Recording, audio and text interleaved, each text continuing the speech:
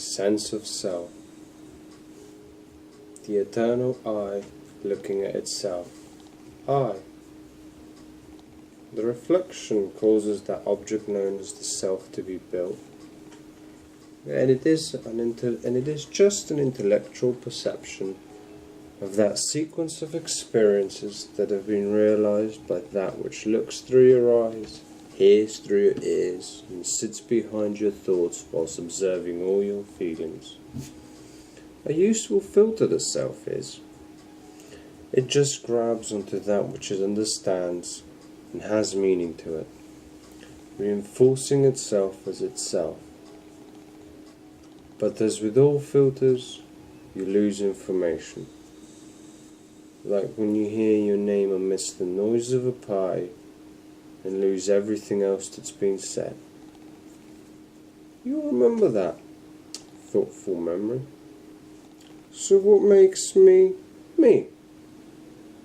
I never questioned the idea of owning memories, but I know I forget things, and over time I falsify those memories.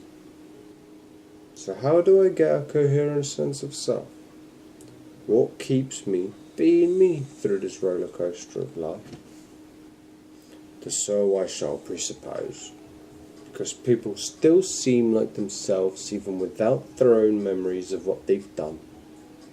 I guess it's that set of rituals you carry out every morning, from the way you open your eyes at dawn, to the grace with which you take every single step, and everything in between, including the haste with which you consume every cup of tea and 3-course meal.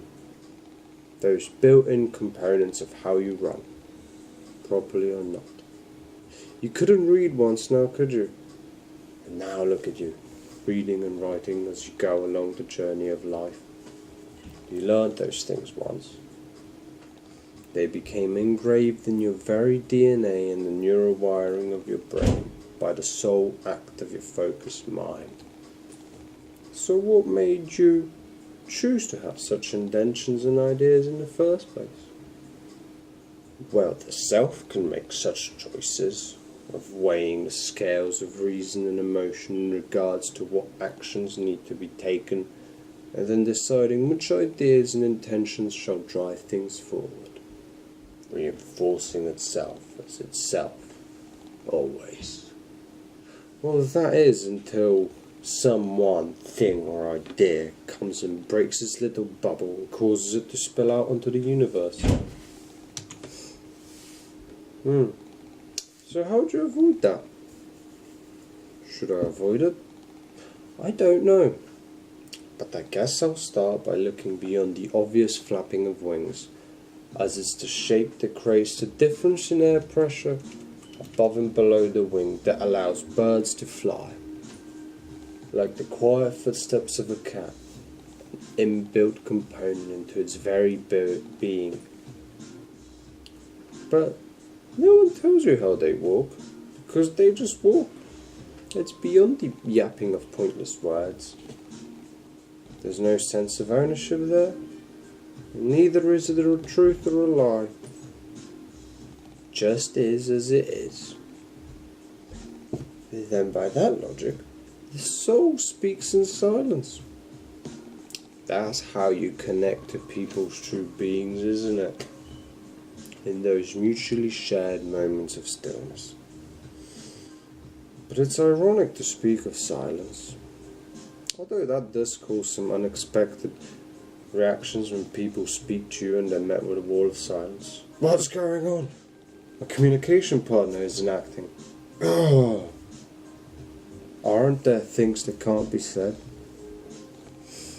Well, since language is given to me by others, then if all others before me never wanted to say something that I want to say now, I probably wouldn't be able to say it. But since silence isn't handed down to me, I perhaps could quietly imply the meaning in an explicitly spoken statement, like an advert that just wants to get into my attention in what otherwise might be a peaceful tranquility. I don't like adverts. So there it is. I shall not break the beauty of silence unless I have something graceful enough with which to do so. Build my moral code of conduct I shall, and help all sentient beings along the way. With self-discipline, shall be on time and reliable for people. With the right posture, breathe and learn to work properly so you don't waste your energy. Don't get attached and buy into thoughts of delusion, ecstasy and fear. Meditate and focus. Concentrate on that abstract object and let it grow in your mind's eye. Then, as the mad Newton once said, truth is the offspring of silence and unbroken meditation. I don't know what follows up from that. Solitude? Nah. Where the lone wolf is over. So quick. We need a rapid response system to the natural problems of the world as we stand at the edge, right before the biochains of the earth break. The sixth mass extinction is on the brink, but let's not get caught up on perfection but on progress, because the world is beautiful in all its fractal aesthetics and fragile symmetry. It begins and ends like a story, temporal and impermanent. But as this day turns to night, I wonder, are these things nothing more than human constructs used to describe the ever-changing shapes and forms that dance in the emptiness of it all, in this physical reality? A reality composed of complex phenomenological effects that, when understood with simple physical causal principles, an awe-inspiring feeling arises, like a living thing that consumes and nourishes the inner depths of your mind. So come on, work yourself harder, because it's boring when a dancer doesn't push themselves to the edge, to the point at which they might break. Down and down you'll roll on the mountain slopes where you'll find truth dotted about everywhere, and create beauty every time you take a poop. According to flies, that is, anyway. So don't worry about a thing now, because you found the elegance of this moment. The ugliness, I hope you found. Because an artist pointing out an alluring prettiness is just pointless. But to point out the magnificence in the harsh, bitter winds of death, that must be the work of a great master. Because it's obvious that the mundane moments of time give meaning to the euphoric points of life.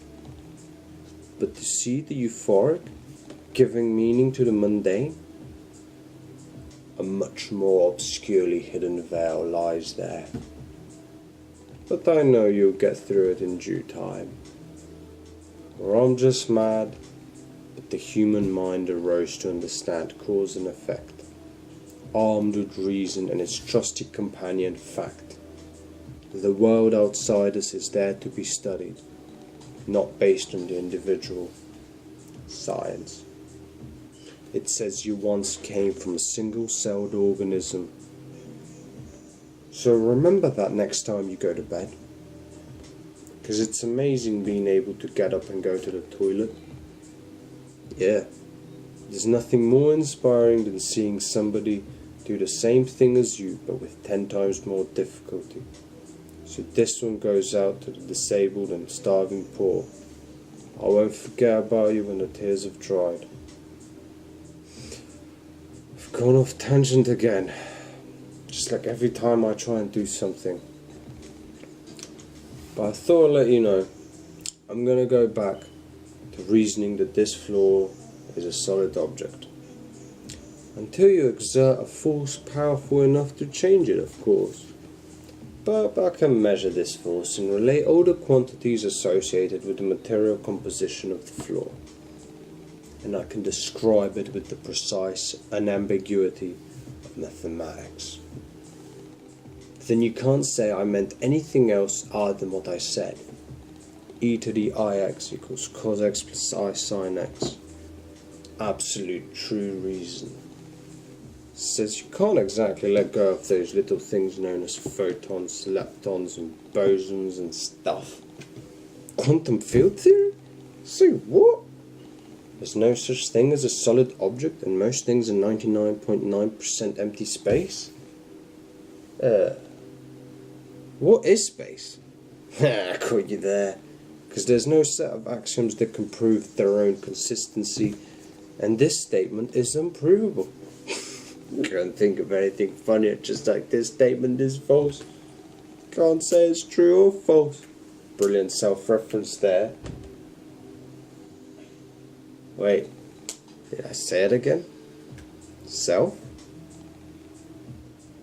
Well, I suppose I'll let you off, so long as your set of axioms describe the object in mind, because that's what it's supposed to do. But it's interesting that such paradoxes are created from self-reference. It just talks about itself. I did this, and I did that, so I am this. But occasionally it will talk about what the world viewed through its eyes is like. Its very own objective perspective on the set of identifiable irregularities known as its counterpart, the not-self. That phenomenological experiencing faculty which is in receipt of that which is not converted to meaning. If you immerse yourself in those deep self-absorbed states of an unbroken self-analysis of your mind, you'll break free from the self-creating function, because you'll just give up on taking only that which is relevant, as it all is meaningful. You know, even just that little ant on the floor, or that single atom that constitutes a tiny fraction of this lab. Did you notice that little bit of dirt on the floor when you went to some place earlier today? I don't know if you should. But when you switch off from the self, you can write the symphony of your heart. You can write the ups and downs you've experienced, the celestial bodies execute their steady rhythms amongst the vastness of space and oneness of all phenomena. Did you know that? We use art to say what it's like to live in the current present.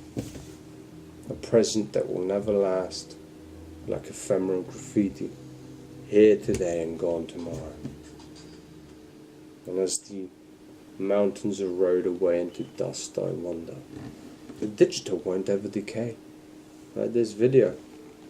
So, will every email, everything I've said, and every tab I've opened, will it become digitalized into eternal information? The medium of our being, will it just become ones and zeros? Could just smash all the hard drives. But it's the idea that lasts, not the words. And now when somebody has passed away, their Facebook still lingers. I don't know. But when you're faced with that one certainty of life, death, the point at which not even your own shadow can follow, I hope you become liberated. I'm sorry, I'm only passing through here. This world is not my resting place, and I'm only telling you what it's like to be a stranger in a frame in a world I did not create. I try to tell you what it's like to view the world through my eyes in my mind, but I can't put in every detail because of how useful a filter this self is when you consider the limits of time. Oh my, I have no idea. I just know I came out of this world, and you can get multiple reflections if you don't set your boundary conditions right. Then the overall solution is compromised. But what if you get an infinite number of reflections? Should I even contemplate infinity? A concept we came up with because no one could be asked to count all the natural numbers? I certainly can't.